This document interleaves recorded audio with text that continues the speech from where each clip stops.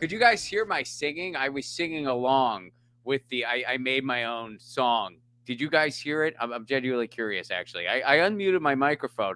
Once I had confidence in my jingle, I unmuted myself and belted it out. And it was like, do the funky dance now. It's the like button. Like, but you guys couldn't hear me. Okay. Aggravated progressive saying no. You guys did not hear. Well, I just did it for nobody then. Maybe Colin heard it, but I guess you guys did not hear it, unfortunately. But I'm happy that it's back. I missed the countdown. I'm glad. That tune's a banger, man. It's a freaking banger. I wrote some lyrics to it. I'm ready to belt them out. Maybe next time. Colin, is there a way that when the timer thing's going, like people could hear me too when the song's going? I mean, not now, but next time. Well, Colin, I can't hear you, so we're not. We're not Yes. There you are. Sorry, you just need to unmute yourself in StreamYard, and then I did. I was. Oh, you did? Yeah. No, there's other workarounds. I'll get it working. All right. So next time I got a song planned. But I'm glad the song is back. Welcome everybody to Status Coup. I am Ron Placone, your host for the day.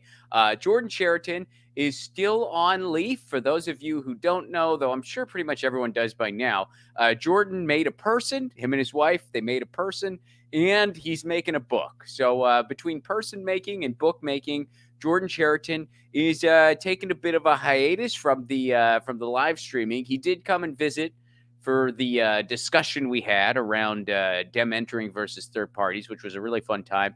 It was Tina, Zana, Jordan, and myself.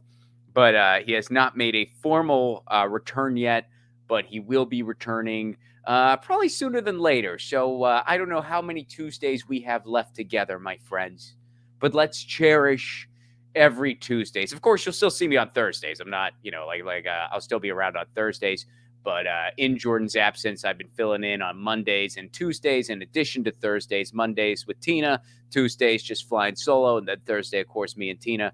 So once Jordan comes back, we will not have our Mondays or Tuesdays together ever again. I'm sure it'll happen again, but you know what I mean. It won't be on the reg. So good to see everybody. Welcome to Status Coup. Glad that the song is back. I'll be belting it out. We have a lot of news to get through. We have like a lot of stuff to talk about today. So first of all, Moderna is wanting to increase the price of COVID vaccines by 400%, maybe, like up to 400%. We're going to get into that.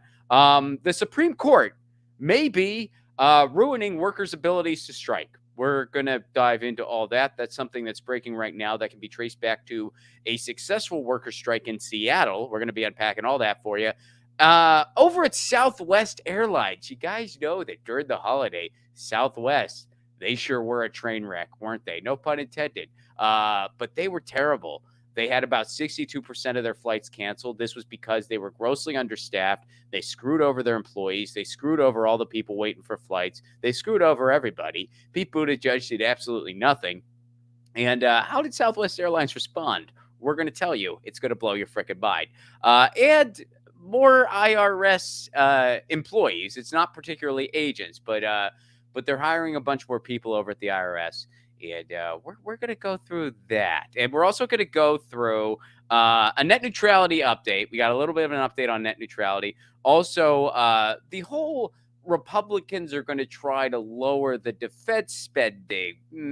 Here on Status Coup, we said not so much. We're going to dive into that a little bit more.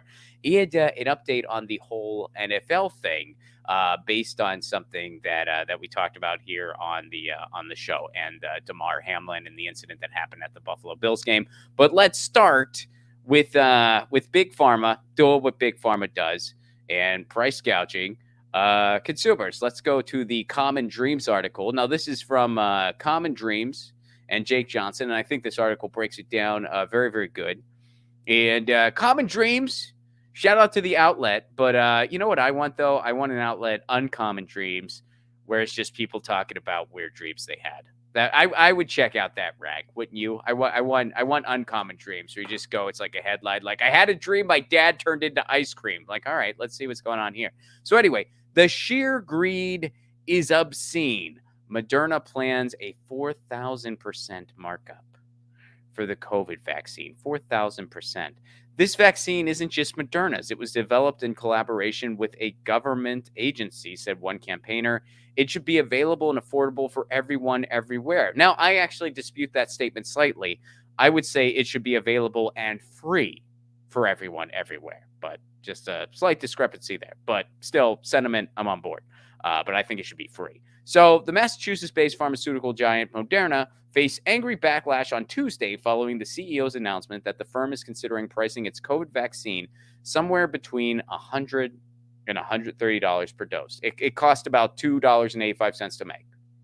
So that's the markup, folks. It cost about $2.85 to make. The sheer greed is obscene, said PVA policy co-lead Julia Kozje. Now, this vaccine isn't just Moderna's. It was developed in collaboration with a government agency based on decades of publicly funded research. It's the people's vaccine, and it should be available and affordable, I would say free, for everyone. Now, here's what Stephanie Bancel, Moderna's billionaire CEO, or Stephane, there's no I there, so Stephane, that's Moderna's billionaire CEO. So here's what he's had to say about it. This type of pricing is consistent with the value of the vaccine, which was developed with the crucial help of government scientists. So here's where it gets great. In 2020, Moderna admitted that 100% of the funding for its vaccine development program came from the federal government, which, despite its leverage, has refused to force the company to share its vaccine recipe with the world. Yeah, keep in mind, Moderna and Big Pharma, they've been villains in this the entire freaking time, as they always are. Now they're trying to defend this big price hike, like, oh, it's just what the market dictates, and this is just what we do, whether it's an EpiPen or whatever else. We just price gouge, and we don't care if people can't get stuff. We don't care. And even when the vaccines rolled out, there was a huge vaccine apartheid because there were countries that couldn't get these vaccines. And companies like Moderna, they wouldn't share the recipe. Now here's actually an old interview from Democracy Now!, and this is with Ralph Nader, where he is asked about that very thing, like, why aren't they sharing the recipes? Now, again, the government had the leverage because, they funded these vaccines. They had the leverage and they had the authority to do so. Ralph Nader breaks it down. Let's go ahead and play that clip, Colin. President Biden was asked, about providing the vaccines to the world, what he specifically could demand, for example, of Moderna, who got the money at the front end, and Pfizer, that was promised the money at the back end, in terms of sharing the recipe, the formula with factories and manufacturers around the world that are used to producing drugs, but just simply don't have those recipes. Well, the federal government has long had the authority to break these patents in times of emergency, which is clearly the case. He's not doing it. The World Health Organization has authority to do it as well. And as Public Citizen reported, we're talking about $35 billion, which is only a third of Apple Corporation's stock buyback last year, $90 billion. So there wouldn't be a vaccine without the National Institutes of Health research over the last 25 years.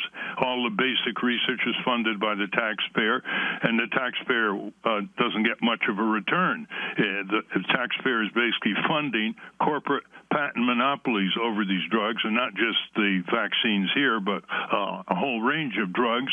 The taxpayer is funding all kinds of drug research and development so that the drug companies can export their manufacturing of drugs to China and India. We have a national security problem here. There are no antibiotics manufactured in the U.S. There's no penicillin manufactured in the U.S. It's imported from China and India under very inadequate Food and Drug Administration inspections. So, he should make he made a big deal saying he's not a socialist like Bernie Sanders. He is a corporate socialist completely. He has always in his career, Joe Biden, supported subsidies, handouts, giveaways, bailouts without any challenge. And he's continuing to do that.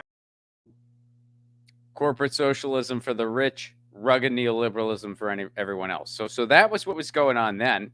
Now, let's get back to the article here. Moderna's pricing plans come as the Biden administration is transitioning away from its free coronavirus vaccine program, shifting the cost onto insurers and patients, and leaving the uninsured and underinsured with potentially significant bills. In August, the Health and Human Services Department announced that as early as January 2023, the administration anticipates no longer having federal funds to purchase or distribute vaccines and will need to transition these activities to the commercial market. Now, this is just nonsense, first of all, right away. This idea that well, we can't afford it anymore. It's nonsense on multiple levels. First of all, if you look into MMT, you'll know they can afford it. That's just how it works. They can afford it. Second of all, if you're like, well, I don't want to look into MMT. Okay, well, look at all these blank checks we spend on the war machine. We could spend that at home. So there you go. No matter which way you want to slice it, it's freaking nonsense. It makes zero sense. This is just a basic cop-out. So the Washington Post, let's see here. The Washington Post, Rachel Robin, noted Tuesday that the federal government has paid far less for the company's vaccine than the potential price for commercial insurance. Moderna's updated booster shot cost the administration $26 per dose last summer, so they want to jack that up. They're trying to jack that up. And again, that they've denied parts of the world these recipes. And this is just Big Pharma doing what Big Pharma does. And at the end of the day, this is just yet lesson number 7 billion and 5 why capitalism and public health cannot really coexist. They can't coexist. You can't have a decent public health system when you put capitalism first. It doesn't work that way. Health has to come first. And in the United States, and in honestly other parts of the world too, we just really turn it up to 11 here in the United States. Capitalism comes first, and public health is at best an afterthought. I think calling it an afterthought is too freaking generous. When you look at our corrupt system of health insurance, which isn't health insurance at all, we have for-profit middlemen involved with health insurance. No other industrialized country does anything close to this. We, have the price gouging, evergreening, corrupt techniques of Big Pharma, where they bogart patents on life-saving medicine so that they can price gouge it. And they're doing it again here. This is just another example of that happening. And they've been doing it since the beginning, by the way. This isn't anything new. Like we mentioned, well, they did this at the beginning, too. They wouldn't share their recipes. And by the way, the United States government did nothing to try to pressure them into it. In fact, as you just saw in the Ralph Nader clip, Joe Biden totally sided with Big Pharma on that one and let them bogart the recipe. So, I mean, and hey, you could look at Fauci. Fauci has always been a capitalist first, and public health is an afterthought at best. That's how that guy's always been throughout his entire career. When all of a sudden, 5 days instead of 10 or 11, was that based on any science? Was that based on any research? No. It was based on them wanting you to go back to work. How do you know that, Ron? Because Fauci said so. He said so himself. He said, well, we switched it to 5 days because we didn't want people to be out of work too long. That's basically what he said. He said the quiet part out loud there. I mean, it's because to have that guy's job in the United States, you have to just be a capitalist first. And public health has to be an afterthought at best. And Fauci was happy to genuflect at that altar. And that's everyone. It's not just him. It's the United States in general. It's capitalism first, public health. Maybe we'll think about it. And now, here you go. They're going to price gouge COVID vaccines now. Add it to the list. This is why, again, capitalism and public health are not compatible. They're completely incompatible. And this is why a for-profit health system should be illegal. It shouldn't be legal. Thousands and thousands of people die because they can't afford their medicine or because they don't have basic health insurance, because they can't go to a doctor. All these deaths are completely preventable. And the rest of the industrialized world has figured this out. And they figured it out decades ago. But the United States, nope. We haven't figured it out. And you know what? We did figure it out. There's just a lot of people who own a lot of stock who don't want that to change. So So that's what's going on there. There's an update there. We'll see how this ends. Folks, smash the like button, please. Smash that like button. Don't just push it. Smash it. You got to smash it. And also, if you are able, please do leave me a super chat. Guys, I'm all alone today. It's just me. It's just me talking to you. So please, if you have a super chat, please do throw it my way. I'll get to all your chats and super chats. So please do. It helps keep the show on the air, and it gives me somebody to talk to. These are heavy topics today, folks. I need somebody to talk to. So we're going to go over to our next story of the day, which is the Supreme Court. Now, this is breaking, and this is going on right now. The Supreme Court they could really be crushing the ability of workers to strike. They're hearing this right now. Now, we're going to go to this video from More Perfect Union in a second here. But first, what this all stems from. So this stems from something that happened up in Seattle. If you recall, the cement mixers up in Seattle went on strike. It was a big Teamster strike a while back, and it was a successful strike.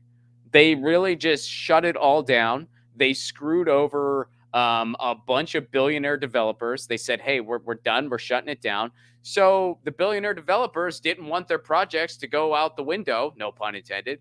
So they sat and met with them. Colin, let's go to the first piece on this, not the More Perfect Union one, but the first one, to give folks a refresher on the whole Seattle strike that happened. There's a lot of tower cranes up downtown, and just drove through there, and those jobs are ghost towns right now. They need concrete. They're waiting on concrete. We want a deal. We want to go back to work. We are a band of 330 ready mix drivers, dump truck drivers that take a lot of pride in our work. How long can Seattle go without the construction continuing? We're willing to stay out here as long as we have to. Because of the ongoing demonstrations, Seattle's $23 billion construction industry has paused without concrete.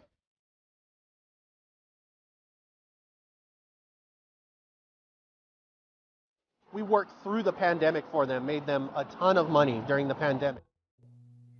So that's a quick refresher on what happened there. And actually, my mistake, that video was also from More Perfect Union. So that's what happened. Seattle, the Teamsters went on strike. They shut it down. They worked through the pandemic. We're given nothing. We're just expected to show up. And they said, okay, we can't take this anymore. So here's an update on how the concrete companies responded to all this and what they're trying to do, and how the Supreme Court got involved. We're going to watch this video from More Perfect Union because they break it down in decent detail. But basically, here's what happened.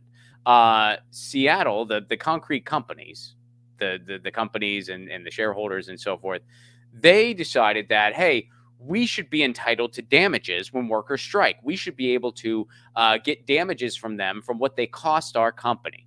And they went to the Washington State Court. Now, the Washington State Court looked at that and they said, this is something for the labor board to look at. This doesn't fall under our jurisdiction. Like this is a federal thing. So they just threw it out right away. Now, you thought that might be the end of it. It wasn't, though. They took it to the Supreme Court, and the Supreme Court of the United States has a long history of being very, very anti-worker. So here's a more detailed description of what exactly is going on. Here's another video from More Perfect Union that just dropped, I believe today or very, very recently, because this is happening, folks, right now. The trial is starting right now. So let's go to that second More Perfect Union video. Imagine you're a newly unionized Starbucks barista discussing whether to strike. You've got lots to think about, but what you probably wouldn't expect to have to consider is whether your union-busting boss, Howard Schultz, is going to sue you for the impact of your strike on Starbucks, for the coffee that gets wasted or milk that goes sour or lost revenue from customers who get tired of waiting in line. But if a Seattle concrete mixing company and the U.S. Chamber of Commerce get their way before the Supreme Court this year, that's the crazy position that American unions are going to be in if they want to strike. And it could be devastating for workers everywhere. The case the Supreme Court is considering is called Glacier Northwest versus International Brotherhood of Teamsters, Local Union 174. And here are the facts. After months of contract negotiations, cement mixers at Glacier Northwest decided to go on strike. They drove their trucks back to the company's headquarters and walked off the job. Workers left trucks that had already been loaded with cement running so that the cement wouldn't instantly harden inside the truck's drums. The strike lasted 1 week before the companies reached agreement on a new contract. The issue in this case revolves around what happened next. The employer sued the Teamsters for tortious destruction of the company's property. Glacier asked a Washington state court to make the Teamsters pay for damage to their trucks as a result of cement hardening after the strike began. The Washington State Supreme Court threw out the case, finding that it wasn't appropriate to apply state law to a labor dispute covered by a federal law, the National Labor Relations Act. The state Supreme Court's decision rested on long-standing U.S. Supreme Court precedent that the National Labor Relations Board decides whether union conduct is protected by federal law or not. This should have been the end of the story. Unfortunately, it wasn't. As we've seen with the supercharged conservative majority currently sitting on the Supreme Court, no precedent is safe. To date, the Supreme Court has recognized the importance of the right to strike and allowed state law to sanction strike activity only when a union's behavior is so egregious that striking workers have lost the protection of the federal law. Think violence on the picket line or obvious vandalism at the employer's place of business. But in this case, there are no allegations of violence, and the drivers even tried to mitigate harm to the trucks by leaving them running. Bottom line, it shouldn't be the union's job to make it as easy as possible for an employer to weather a strike. The whole point of a strike is to create an economic incentive for an employer to bargain seriously with the union. But even if this was a close case on the facts, which it isn't, the Supreme Court still had no business hearing it. It's the job of the NLRB to decide if strike behavior is egregious or not. So why is the Supreme Court getting involved to open the door for companies to sue unions that strike? Because this court has shown a sustained hostility to workers' collective bargaining rights. Just a few years ago, it reversed decades of precedent to make it harder for public sector unions to collect dues. And 2 years ago, it made it impossible for union organizers to talk to farm workers in the fields of California. And now conservatives are plotting to make it easier for wealthy corporate bosses to be able to sue union employees just for asserting their constitutional right to strike. At a time of historic levels of worker organizing and public support for unions, it is exactly the wrong time for the Supreme Court to make the right to strike harder than ever for workers to exercise. But for the Roberts Court, it seems to always be time to side with corporate employers' efforts to undermine workers' rights. So there you have it. At the end of the day, if we really just want to simplify this, there's a worker uprising that we've not seen in this country for about 80 plus years. As far as union efforts, as far as strikes, as far as labor efforts, we've not seen this in years and years and years in this country. And the powers that be know it, so they're getting the Supreme Court involved. Again, I mean, they break down in this video, the Supreme Court has no business being involved here. You have a right to strike. And the only way you lose that right is, again, if you engage in egregious behavior. If you're on strike and you start, destroying the employer's building or something like that. Like if you're on strike at Starbucks and you start, like breaking windows or something like that, then it's like, okay, this is egregious behavior. This isn't just withholding your labor. In the case of Seattle, nothing like that happened. They even point out, I mean, to add insult to injury, they took measures to help that situation. Like they left the trucks running so the cement didn't get ruined. They did that as a sign of good faith. And this is how the companies repay them. Like, oh, we want to make it easier to sue you for doing something that you not only didn't do, but you did the opposite. You actually did us a solid. No pun intended, because cement becomes solid. You see what I did there? That was, oh, man. Go me, huh? That was great. Anyway, so that was so stupid. That was so stupid. Anyway, so this is why I do truly believe the Supreme Court just needs to go, because this is the function the Supreme Court serves, folks. It is not a productive federal court. It is a political football full of mostly dogmatic lunatics that are just trying to impose their dogma on the rest of the country. They report to nobody. They're appointed for life. Over half of the Supreme Court is completely the opposite of public opinion. They were appointed by presidents who didn't even win the popular vote. Presidents who most of the country didn't even want in office appointed over half of the Supreme Court. We're talking George W. Bush appointees and Trump appointees. Both presidents who didn't win the popular vote. George W. Bush didn't win at all. I mean, speaking of the court put George W. Bush in the presidency, that and his brother in Fox News. So, and this is what they do. This is what they're there for. The Supreme Court exists to try to crush a workers' movement. This has nothing to do with the law. Because, again, they broke it down on this More Perfect Union video, how the Supreme Court, even when you look at it through the eyes of the law, the Supreme Court has no business being involved here. None. No business. Even if there was egregious behavior, which there wasn't, but even if there was, that's still up to the labor board. The Supreme Court has no business being involved. Yet, here they are, getting to hear this case anyway, and nothing's being done about it. The Biden administration's not going to do anything about this. They're not even going to, I doubt they're even going to be vocal about it. You're certainly not going to hear about this from the corporate media. You're going to hear about this from places like More Perfect Union and places like Status Coup. That's where you'll even hear about stuff like this. And this ruling could completely crush the biggest workers' movement we've seen in 80 plus years.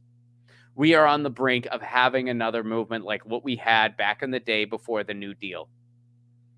You know, keep in mind, the New Deal didn't just come out of nowhere. It's not like FDR woke up one morning and he goes, gee, shucks, you know what I think we need? A New Deal. I'm just a nice guy. It didn't work that way. FDR was not even some lefty. FDR was just a reasonable centrist who had foresight to realize, okay, the working class is really fed up. We're either going to give up some of our wealth or we're going to give up all of it. Time for us to decide. That's who FDR was. He was just a centrist with foresight. But because of a large movement that took a lot of time to get to the point it was, and we're talking a movement that included labor, included socialists, anarchists, communists, you name it. And we used to have healthy communist parties in the United States and stuff like that. And by healthy, I mean like they were more prominent than they are today. Same with socialist parties. We had the Eugene Debs and the Emma Goldmans and the Lucy Parsons of the world. And there was a movement of people that was so loud they couldn't be ignored. And we got a New Deal. Well, we're seeing that start to come back. We're seeing that start to repeat itself one strike at a time, one protest at a time. So they got their big guns over at the Supreme Court to try to crush this thing. At the end of the day, that's what's happening. There was no egregious behavior by the Seattle strikers. None. The Supreme Court has no business being involved with this. It should be thrown out of any court and laughed out because guess what? You have a constitutional right to strike. It's a constitutional freaking right. But they're trying to take it. They are trying to take it. Let me get to the chat here a little bit. Dabby, what's up? How are you, Dabby? And you say Placone with a smiley face. I appreciate that, Dabby. I hope you're doing awesome. I hope you're having a wonderful day. Carne Verde, taxpayer subsidizing the losses and privatizing the gains. The story of U.S. economics. Yep, absolutely. Absolutely. Chris Garrett, what's up, buddy? I hope you're well, Chris. Medical bankruptcy is the last upward transfer of wealth, not handed down to the children. We need a wealth tax on the rich. I hear you. Margoth, how are you? I like how this country has firm contempt for the working class, LOL. Yep, absolutely. And Nathaniel Gregory, you echo my sentiment. Exactly. Abolish the Supreme Court. Yep, that's what I say.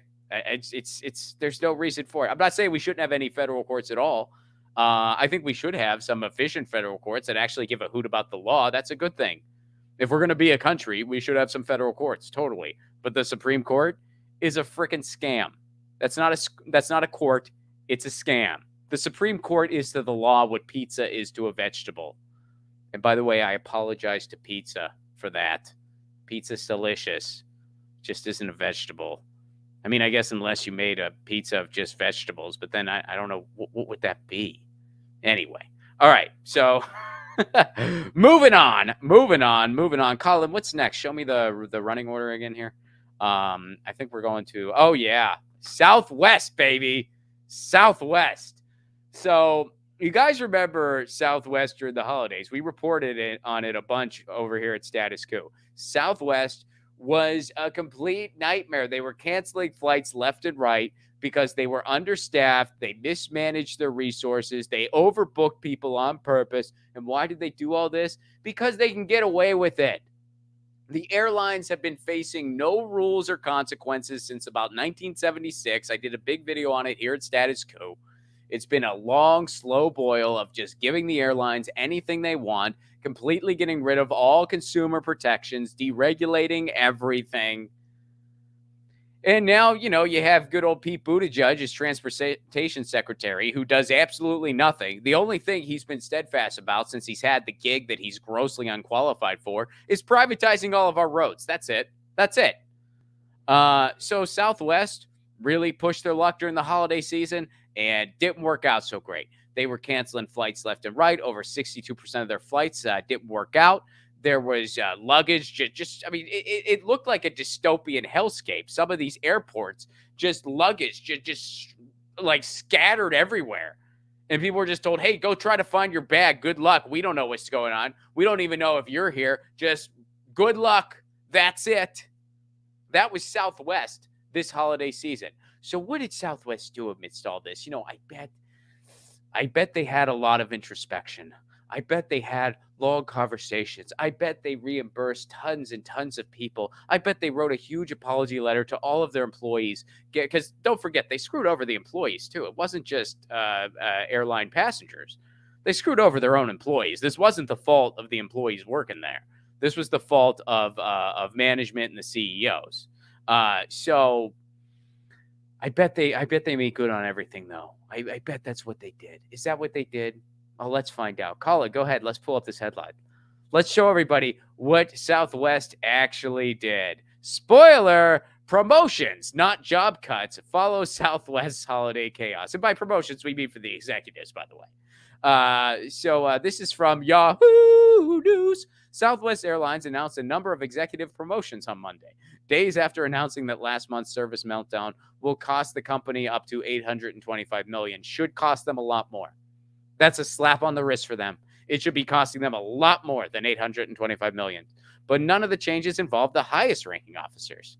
The airline said the changes will strengthen our operational execution. Yeah, give the executives who caused this more money. And all those employees you screw over, tough cookies. And how about reimbursing the passengers? Nah, I'm not going to do that. While also saying they were long planned and a continuation of restructuring that began in September under a new CEO, Robert Jordan. 4 of the 5 executives getting promoted joined Southwest in 2001 or before, although one left for 5 years before returning to the Dallas-based airline. The most notable move was the promotion of Adam Desere from Vice President of Network Planning. I mean, hey, he did a heck of a job planning that network, to Senior Vice President of Network Planning and Network Operations Control. So he knocked it out of the park with the gig that he had over the holidays. I mean, he did so great there. So they gave him more responsibility and a promotion. That's good. Southwest said this would add reliability to its operation by creating a tighter feedback loop. And by tighter feedback loop, they mean the hold music that they play for you when you call customer service. It's going to be tighter. They're going to have more bangers in the feedback loop that you get when you call customer service. A Southwest spokesman said no one was demoted or left the company in connection with Monday's moves. Some of the promotions were to fill openings left when other executives moves up. DeCray, or however you say their name, took on duties handled by Andrew Watterson before he was elevated to Chief Operating Officer in October. I like how they say no one was demoted or left the company. I find it hard to believe. I think they just mean the executives, obviously, because I find it hard to believe that nobody employed by Southwest throughout that whole fiasco, that nobody said, I'm done. I don't believe it. I don't believe it. I guarantee, but it's not the executives that they care about. It was somebody who was probably answering a phone, or somebody who was at the kiosk desk at some airline where you had lines and lines of people crying their eyes out because their holiday plans are completely ruined. They're just trying to get home or to their loved ones or wherever it is they need to go, and you can't do anything about it. And you just got to be the lightning rod, and it really sucks because it isn't your fault. And it's not the passenger's fault. It's the freaking greedy airline executive's fault. It's their fault. And they weren't at work those days, were they? They were sitting at home. It's just unbelievable. The way it's just right in our faces. And it's like, all the stories that we've done, this could all be traced back to, we live in an oligarchy where it's under full corporate control. We're the United Corporations of America.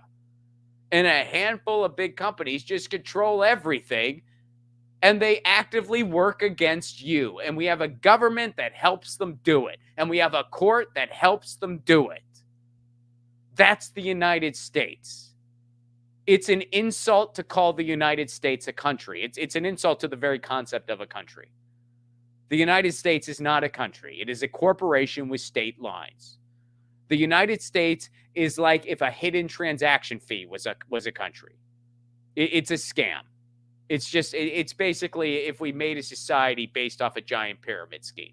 That's the United States. And this is what capitalism is. Because capitalism, at the end of the day, is just private ownership and profit above all else. We're living it, folks. This is it. And by the way, this does not need any adjective.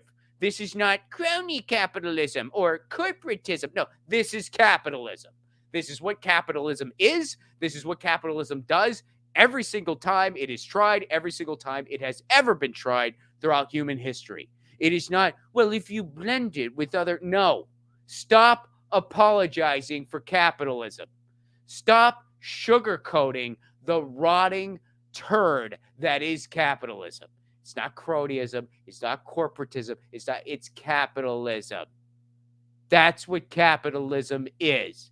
And if you have anything that puts it into any kind of balance, you don't have capitalism anymore. We have capitalism in the United States. That's what we have. So, Southwest, good job. Way to go. You guys are great. That's fantastic. Fantastic choices here.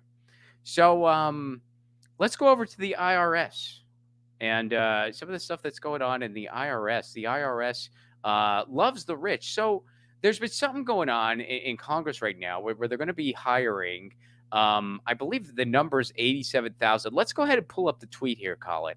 I think it's like 87,000 or something like that. They're hiring a bunch of new IRS employees. Now, they're not necessarily just going to be agents, but they're going to be 87,000 new employees. Now, this is from Thomas Massey. I don't agree with Thomas Massey on barely anything, but dare I say this might be one of the small handful of times where I actually agree with what he's saying here. This IRS recruiting program is, quote, taking down a landscape business owner who failed to properly report how he paid for his vehicles, not taking down a billionaire who uses the corporate jet for private trips.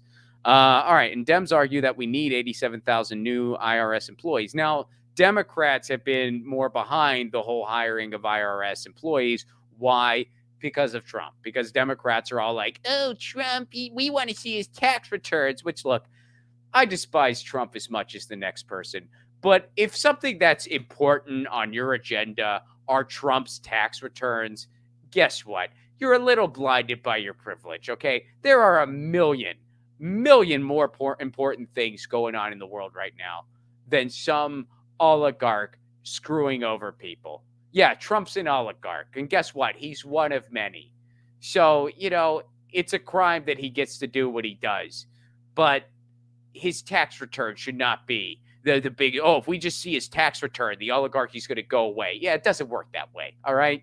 It really doesn't. So there are more important things going on, and you shouldn't be in favor of all these new IRS hirees. So let's go to the video, Colin. Let's let people watch the video here. to kind of see what's going on here, because this video was something. It was really quite something. Now, Almost there. Yeah, just the one we were just at. Oh, it was that one? Okay. Yes. Yeah. Now, Congressman, should military spending cuts be on the table and put on the table by a Republican? Well, look, I agree with Jim Jordan that we are going to carve out woke policies out of the military. We are going to look at the out-of-whack ratio of generals. I invite him to come on the Armed Services Committee and work with us on that. But Stu, and by the way, I'm all for a balanced budget. We've got to get spending under control, but we are not going to do it on the backs of our troops and our military, when at the same time we're talking about China as the greatest threat. We're going to have a select committee on China. They're tripling their nuclear arsenal. Iran is racing towards a nuke. North Korea is about to launch an ICBM. Russia is on the march. And oh, by the way, we still have a global terrorist state now in Afghanistan, thanks to Joe Biden. So this is, I mean, we can work on prioritizing defense spending, but that's really nibbling around the margins. Okay. If we really want to talk about the debt and spending, it's the entitlements program that's 70% of our entire budget. That 1.7 trillion and defense within that is only 30%. So if we want to talk about big reforms, I look forward to hearing that from those folks who are pushing towards a balanced budget. All right, sorry about that, Colin. That was actually the wrong video. In the Thomas Massey tweet, there was a video underneath it. Can you play that video? Congress recently appropriated funds, so the IRS is currently looking to hire more special agents or CIs nationwide. We're looking around, starting around $60,000, $70,000, somewhere in there. And then the advancements are you'll move up, one level every year for the first few years. So an agent that's been in the field for a long time can top out at around $175,000 a year, as well as benefits and retirement. These aren't actual police officers. They're students posing as special agents for the IRS, arresting a man who is wanted for tax evasion. Who are you guys? What is this? We're the IRS. You're under arrest. You're going to jail, buddy. Most people don't even know that the IRS has criminal investigators who use their accounting skills and their authority as a special IRS agent to help solve tax crimes. Under this scenario, these students find the owner of a landscaping company has several vehicles that may have been purchased from monies not reported through his business. After an undercover interview using a wireless mic, the special IRS agents find that Dodger, who is selling his business, has 2 sets of books. You ever done any landscaping work before? Just in my front yard. Ammunition, handcuffs, and first aid is generally what everybody wears, and then it just depends on the individual and what else they want to carry. And no tasers. No tasers. Mess with. Okay. Does that make sense? Yeah. And in the end, they're taught how to use their skills and finally arrest the mock offender. But you want to identify, hey, police, we're here with an arrest warrant. We're going to be taking you to jail today, okay? That's what they want to know, because they're going to start asking questions like I did. Who are you? What are you doing? Why are you putting me in cuffs? What did I do?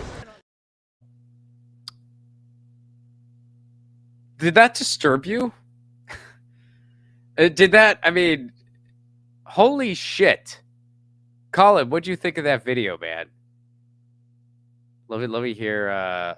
Colin on the ones and twos, by the way, ladies and gentlemen. Was that freaking messed up? Yeah, it's kind of terrifying. It's just like, yeah. And I love the not so subtle landscaping company example of yeah, like a dude with who a they're targeting. Yeah. So let's pull up that graphic that I showed. So just so you guys know, this is what the IRS does, though. They don't go after the millionaires and billionaires, folks. They go after poor people and working class people. And there's tons of statistics that support this. So I actually tend to agree with some of the Republicans on this one, that I'd rather not see the IRS get 87,000 more employees. I'd rather not see that happen, because that's what the IRS is really doing. They're not going after the true corrupt people who are cheating on their taxes. They're not going after the huge, I mean, look, they're not going after Jeff Bezos, I mean, if you're worried about people not paying their fair share of taxes, how about you look at the richest person in the world who paid nothing? Why don't you start there? And there's all kinds of documented stuff. Jeff Bezos was claiming like children tax credits he didn't even qualify for. It's all out there. They're not going after him though. They're going after poor people. Colin, can we bring up that chart that was part of this story? Yeah, there we go. So this shows you millionaires. And scroll down, it shows how it's I think it's color, like it shows how it's disproportional. So yeah, there we go. So this is the lowest income wage earners and everyone else. All right. So that bright orange is the lowest income people as far as getting audited. That's them. That's everybody else. So look at that. Look at the disproportion and scroll up to the headline, Colin. So, and this was a study, by the way. This isn't some like IRS edits few millionaires, but targeted many low-income families in fiscal year 2022. Now, this is from, what's the institution this is from? Here, let me go ahead and pull that up. It's Track IRS, but it was in conjunction with, I just forget. Syracuse. I believe it's Syracuse University. Yeah, so this is Track IRS in conjunction with Syracuse University. I knew it was a university, but I couldn't remember which one off the top of my head. But yeah, so there you go. That's what they do. They target poor people and working class people. They don't target the billionaires and billionaires. Let's just make it clear right now. So that's what the IRS does. So couple things. First of all, before we wrap up, if you got a super chat, I'll be getting to the chats really soon. So please do leave me a super chat. Please do smash the like button. And if you can, become a member over here at Status Coup, statuscoup.com/join. For $5 a month, you can help support on the ground journalism, because that's what your monthly contribution goes towards. You're supporting on the ground journalism. Without your help, we couldn't go and cover the labor strikes all around the country. We couldn't cover protests and movements. John Farina was out covering the nurses' strike just yesterday. Status Lou is on the beat all over the place. Tina's on the beat. Jordan will be back on the beat soon after he finishes his book. So please, statuscoup.com/join. Now, quick net neutrality update here. So we talked about this on the show where Gigi Sohn has been re-upped. Her nomination was re-upped. I'll give a quick nuts and bolts on this. The FCC has been in a 2-2 gridlock since Biden took office. This is historic. This is like inept beyond comprehension. This has never happened. Trump's FCC picks took weeks. Just to give you some context, Biden, it's been taken 2 years and counting. And he promised a pro-net neutrality FCC appointee. He did keep that promise. He nominated Gigi Sohn, a pro-net neutrality candidate. However, they've been dragging their feet. The Senate has been dragging their feet because you got Joe Manchin, who's saying he won't vote for her, and you got Chuck Schumer, who's a big conflict of interest with big tech, and you have Joe Biden, who, let's be honest, doesn't really care. But she has been re-upped. Her nomination has been re-upped. And let's go ahead and pull up that Daily Dot piece, Colin, real quick. And then we're going to go to the Fox News smear campaign against her. So this is from Daily Dot. Advocacy groups to Senate. Enough is enough with delays on a vote on Biden's FCC pick. So this basically talks about how, hey, they re-upped her nomination. The votes are there now. You got to confirm her to the FCC. Now, one of the things that's been standing in Gigi Sohn's way, I just named a couple, a conflict of interest, big tech Senate with Chuck Schumer at the helms, Joe Biden's indifference, Joe Manchin saying he's not going to vote for her. A lot of Republicans don't support her. And that's a lot to do with a big right-wing smear job that has been going on 2 years and counting on her. Let's go to the Fox News piece now. So here's an example of that. Now, this piece is recent. Biden's FCC nominee, Gigi Sohn, shared a tweet calling Trump a raggedy white supremacist president. So this is from Fox News. Go ahead and scroll down. So President Biden's pick for an open seat on the FCC once shared a tweet labeling former President Donald Trump a raggedy white supremacist president. In June 2020, Gigi Sohn retweeted a post from actress Issa Rae characterizing the former president as a white supremacist amid the unrest caused by the death of George Floyd. So it was amid the death of George Floyd. She shared that tweet, retweeted it, and there's been a right-wing smear job campaign of her ever since. And it started again. Why did it start again all of a sudden? Why all of a sudden is Fox News talking about Gigi Sohn again? Well, because her nomination got re-upped. Her nomination got re-upped, so they want to start smearing her again. Now, by the way, there's other people, even in right-wing media, who like Gigi Sohn. OAN.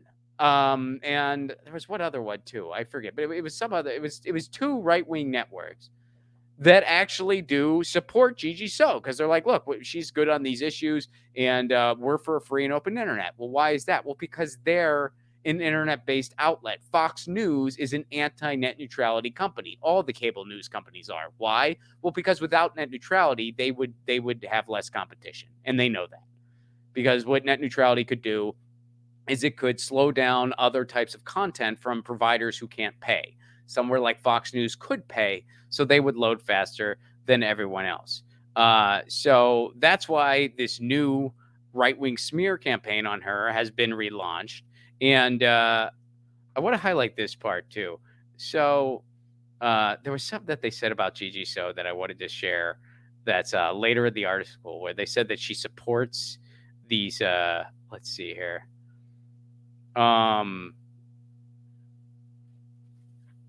I can't find it now. Earlier this week, a powerful independent. Oh,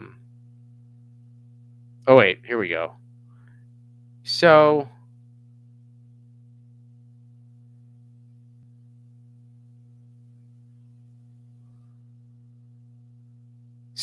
let's go to a couple things. This is a quote from Senator Dan Sullivan, a Republican from Alaska. This was what I was looking for. Sorry, it took me a second to find it. I think the average American, whether you're Republican or Democrat, is tired of this. And this is from Dan Sullivan of Alaska. And he said, the number of Biden nominees who come out here and have tweeted about Republicans being white supremacists and racist, it seems like blah, blah, blah. People are just tired of it. Sullivan asked Sohn whether she believed most Republicans were white supremacists. She said absolutely did not. And she said that she was not familiar with this tweet. Now, here's my favorite. So at the bottom paragraph, they say, Sohn has been a vocal proponent of net neutrality, has attacked Fox News as a threat to democracy, and floated potentially stripping right-leaning broadcaster Sinclair of its MCC license. The Chamber of Commerce, the nation's largest business industry group, has warned of Sohn's extreme views and reiterated the call to take out her nomination. Her extreme views, so this is like the very bottom paragraph, her extreme views such as regulating broadband like a public utility. That's the extreme view that they list. That's one of them. She wants to regulate broadband like a public utility. You know what that means? We would all have cheaper, faster internet. That's the extreme view. If the internet was a public utility, we would have municipal broadband, which you all know I'm a big supporter of. And municipal broadband offers people better internet at a better price 100% of the time. So that's her extreme view. Establishing government-owned networks. I don't even know what that means. Like I don't even know like what to refer to there as far as her history. But honestly, I think what they mean is that we would have state-funded news instead of what we have now. And state-funded news, while it certainly has its problems, everything does, would actually be better than what we have now. The BBC is a better model than what we have in the United States. The CBC is a better model than what we have in the United States. Anyway, and what's her other? Undermining intellectual property protections. That again, that's just sort of like whatever. They're just fishing for things to smear her on. I just thought it was so interesting. They're like, she has extremist views, like making the internet more accessible for people. She wants to treat the internet like a utility in our lives because it is one. She's such an extremist. How else is she an extremist? She doesn't like Trump that much. She once allegedly retweeted something about Donald Trump amidst another police murder. So, yeah. it's quite something. Sorry, it took me a second to find that one, folks. I want to do a couple other quick things here. So, I think it's important to always admit when you get stuff wrong. I think that's very important. I've always done that. Whenever I get stuff wrong, I try to correct the record as quickly as I can. Well, I do correct. I mean, I do my best. I always correct the record, and I think that's very important. But sometimes I think it's also a little important to kind of point out when you got something right too, because it sort of says, hey, guess what? We're doing our best here, and you can trust us. We're doing good. When we get stuff right, we get stuff right. When we get stuff wrong, we try to correct the record. I try to do that on my show, Get Your News On with Ron. I try to do that when I'm working here over at Status Coup, wherever I'm at, and I know everyone else here at Status Coup does the same. So a little while ago, we covered the NFL story with Damar Hamlin. For those of you who don't remember, Damar Hamlin was the Buffalo Bills player who had that catastrophic injury on the field that could have killed him. He went into cardiac arrest. He had to be rushed to the hospital. He made it, which is great. I think he might have actually been released recently, released from the hospital. And he's doing a lot better. So that's cool. That is amazing, obviously. And we covered that here on the show.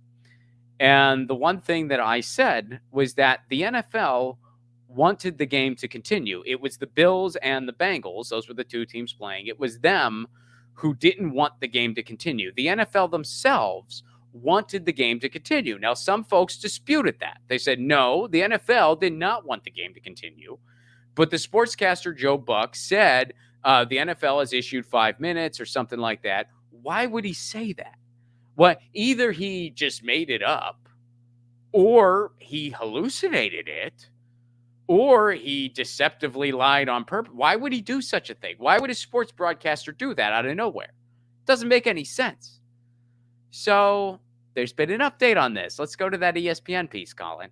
So this is what ESPN had to say about this recently. How the Bills and Bengals led the way in the hour after Hamlin collapsed. We're going to go through this because this kind of proves that the account of events that we gave you over here on Status Coup was correct. An hour after Bill's safety, Damar Hamlin collapsed on the field, and about 35 minutes after he was rushed to a Cincinnati hospital, a small knot of people gathered amid a chaotic scene. Bills coach Sean McDermott, Bengals coach Zach Taylor, referee, so they were all gathered. Go ahead and scroll down. It was 9:55 p.m. The stadium scoreboard read the game is temporarily suspended. League officials still had not decided the game's fate. But for both teams, coaches, and players, there was never a doubt. The Lord himself could blah, blah, blah. Okay, so the teams are saying we were not going to play. So Aponte appeared. All right, so go ahead and scroll down. Because what NFL officials insisted that they never intended to restart the Bills-Bengals game. The accounts of coaches, players, union officials, and team executives tell another story. Postponing the game was a ground-up decision. The league did not cancel the game, the team official said. The Bills and the Bengals canceled the game. NFL spokesman Brian McCarthy said Monday that the league would have no further comment. Last week, McCarthy answered some question about why ESPN's Monday Night Football broadcast initially said the teams would resume after 5 minutes. So they called that out. They said, well, why did the broadcaster say they would resume after 5 minutes? Why'd they say that? So what did he have to say to that? Was there a miscommunication somewhere? Was something misconstrued? Here's what he had to say. He said no comment. That's what he said. He said no comment. Why did they say that? No comment. You know what that's code for? The NFL wanted the game to continue. Okay? So if you see people defending the NFL over this, I think now it is completely indisputable. They are in denial, or they're just lying to themselves. And I don't know why you do that. If you enjoy the game of football, that's fine. Go ahead and enjoy the game of football. You can enjoy the game and still realize that the people behind the league are absolute monsters, because they are. They're billionaire, racist team owners. And Roger Goodell has, I think, ruined the game in so many ways. And it's just terrible. But so there you have it. the play of events we gave you over here at Status Coup was right. And here's another thing. So, Colin, let's go to that that other video that we played earlier about the defense spending. The other video. So people have been talking about the whole concessions that Republicans, that the Freedom Caucus is getting from McCarthy in exchange for their vote for Speaker. Now, most of the concessions, quote unquote, that they're getting is just austerity. Like, it's just straight up austerity. So Republicans love austerity. Most of the Democrats love austerity. They'd be getting that anyway. Now, some people have been saying, oh, you know what, though? You know what? They're going to get some defense cuts. They're going to get cuts to the defense budget, which, of course, would be awesome. But there's no guarantee that that's going to happen at all. They could propose it. Do you really think Republicans are going to go against the Pentagon? I don't think so. I don't think Democrats are either, just to be clear. But there's no guarantee any of this austerity is going to leak into defense. It's not impossible. It is grossly unlikely. And here's a clip from recent that I think kind of backs up the stuff that we were saying here. Colin, can we go to that video? Now, Congressman, should military spending cuts be on the table and put on the table by a Republican? Well, look, I agree with Jim Jordan that we are going to carve out woke policies out of the military. We are going to look at the out-of-whack ratio of generals. I invite him to come on the Armed Services Committee and work with us on that. But Stu, and by the way, I'm all for a balanced budget. We've got to get spending under control, but we are not going to do it on the backs of our troops and our military, when at the same time we're talking about China is the greatest threat. We're going to have a select committee on China. They're tripling their nuclear arsenal. Iran is racing towards a nuke. North Korea is about to launch an ICBM. Russia is on the march. And oh, by the way, we still have a global terrorist state now in Afghanistan, thanks to Joe Biden. So this is, I mean, we can work on prioritizing defense spending, but that's really nibbling around the margins. Okay. If we really want to talk about the debt and spending, it's the entitlements program. That's 70% of our entire budget. That 1.7 trillion and defense within that is only 30%. So if we want to talk about big reforms, I look forward to hearing that from those folks who are pushing towards the balanced budget. That sound like an anti-war guy to you? That sound anti-war to you? Tell me. That sound like an anti-war guy? They're talking about how big of a threat Russia is. Talking about how big of a threat China is. And then he's talking about like, oh, like defense would just be cutting around the margins. Really? We spend more on defense than the next 13 countries combined. That would be cutting around the margins? He said he's willing to go after wokeness. And what does that even mean? Who knows? It means nothing. That's what it means. And he talks about, quote, entitlement programs. So here on Status Coup, when we said they're not going to go after defense, they're going to go after food stamps and stuff like that. What does it sound like they're trying to do? What did that clip sound like to you? Did that sound like an anti-war guy? He's talking about all our enemies around the world. Which, by the way, you know the difference between foreign policy between Republicans and Democrats? I'll tell you right now. Republicans, oh, China is the biggest enemy. Russia's kind of an enemy. Democrats, Russia's the biggest enemy. China's kind of an enemy. That's it. That's it. We're always at war with Eurasia, except, you know, different sides of the duopoly Wall Street-owned coin have different scapegoats. That's it. So that's what's really happening, folks. When you hear people making political fan fiction about, oh, well, the Republicans, they're going after the war machine. They're actually the anti-war. What did that sound like to you? Did that sound anywhere in the planet of anti-war? Anywhere in the same galaxy of anti-war, what that guy just said? No. They're not going after the war budget. They're going after what they deem, quote unquote, entitlements, which is Medicare and Medicaid and food stamps and what little social spending this country does. And it is so little to begin with. That's what they're going after. That's what it's always been about. And those quote-unquote concessions were things that they would get anyway. You think Republicans ever miss an opportunity to reduce social spending even more? They never do. Most of the time, Democrats don't either. Democrats just can't get away with it as easily when the cameras are on. So, when you hear the political fan fiction, just know what it is. Know what it is. Know that it's political fan fiction. If you want to say that the Democrats aren't for the working class, you're right. But if you turn and say that the Republicans are, you're creating political fan fiction. If you're going to say that the Democrats aren't anti-war, you're right. But if you're going to turn around and say Republicans are, once again, you're creating political fan fiction. So that's what's really going on. That's what's really going on. Let me see here. What's up, Dave L? How are you? Dave L, France is on what? Their fifth republic now. Our Constitution failed its first major crisis and landed us in a civil war. I say we throw it all out and start over. I do agree with you, Dave. I think that if we just scrapped our entire just scrap the Senate, scrap the House, and just had a people's legislature, there's no way it could be worse than what we have. I don't think it would be great. I think it would be because you would have a ton of political, corporate corruption if we just straight up did that. I mean, it would basically be everything would just be ballot initiatives and stuff. And you would have a huge corporate influence that would really still stranglehold our laws. But I think there would be no way it could be worse than what we have now. I really don't. So I'm with you. Cafe Garrett, what's up? How are you? I am very, very sad to see this statement from you. I'm very sad. My mom's in hospital for kidney failure.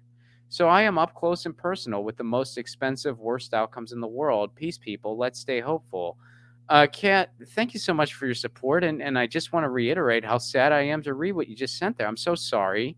I'm really sorry to hear this. I wish you all the very, very best. And, of course, the best to your mom. And I'm so sorry to hear that. And thank you so much for your continued support of this show. It means the world and then some. And all the very, very best to you and your family during this very difficult time. And I'm so sad to hear your news.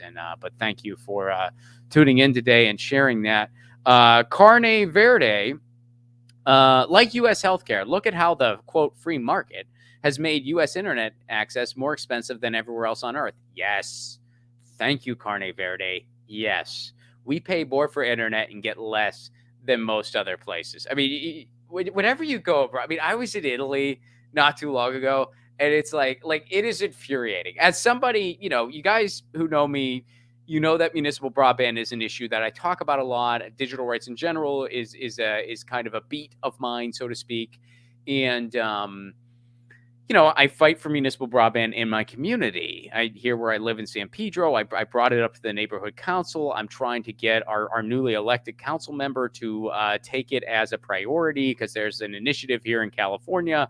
So, I got to get all that together. But when you go to other places and you see, I mean, other countries, it's like they pay like 20, 30, the equivalent of $20 to $30 a month for internet. And they get internet just as good as what we get. And most Americans are paying a lot more than that. A lot more. So, yeah, I'm with you. That's an excellent point. Henry Kajawa, yes, Mike Gravel wrote a book about a People's Congress. Yes, he did. That's a fantastic book. Let me go ahead and shout that out to people. I actually own that book, but I forget. And shout out to Mark. I don't know if Mark's watching, but Mark, friend of the show, Mark sent me that book. So shout out to him for doing that. I don't know if he's watching, but the title of that book is The Failure of Representative Government and the Solution. It's by Mike Gravel, The Failure of Representative Government and the Solution. Shout out Mike Gravel, rest in power. So guys, thank you so much. Thank you, Dabby J. Thank you, Chris Garrett. Thank you, Dave L. Thank you, Cafe Garrett. And again, best wishes to you, Cafe Garrett. Desbush Fleisch, what's up? What is up, Desbush Fleisch? Heard rumors you're on the Vanguard tomorrow. Yeah, I'll be going on the Vanguard tomorrow. I cover the digital rights beat a lot, and I cover it alongside a lot of different outlets. And the Vanguard is among those outlets. I go on the Vanguard about once a month to talk about some happenings in the digital rights space. We're going to be talking about net neutrality. We're going to be talking about surveillance. We're going to be talking about, just all those stories. And then we kind of just chatted up about some other stuff, too, that they want to chat about. So, yeah, excited to see the Vanguard crew. It's always a fun time. So, yes, that is correct. Desbush Fleisch. So, thank you, Desbush Fleisch. Thank you, Cafe Garrett. Thank you, Dave L. Thank you, Chris Garrett. Thank you, Dabby J. Your super chat contributions help keep this show on the air. And, folks, you can find me on the road. January 28th, I will be in Tucson, Arizona. That's a stand-up show and the premiere screening of my short film, Loner. Don't wait. Get your tickets now. I'm so excited for everyone to see my short film. It's actually a pilot, so I'm stoked for y'all to see it. And it'll be released into the world shortly after, but it all starts January 28th in Tucson, Arizona. So ronplacone.com for those tickets. February 10th, April 14th, and May 12th, I'll be at the Glendale Room in Los Angeles working on my 2023 hour. I'll have more tour dates soon. ronplacone.com for all information and tickets. And thank you guys again for being here. I'll be back on Thursday with Tina Desiree Berg. And in the meantime, you know the drill. This is Ron Placone for Status Coup, signing out.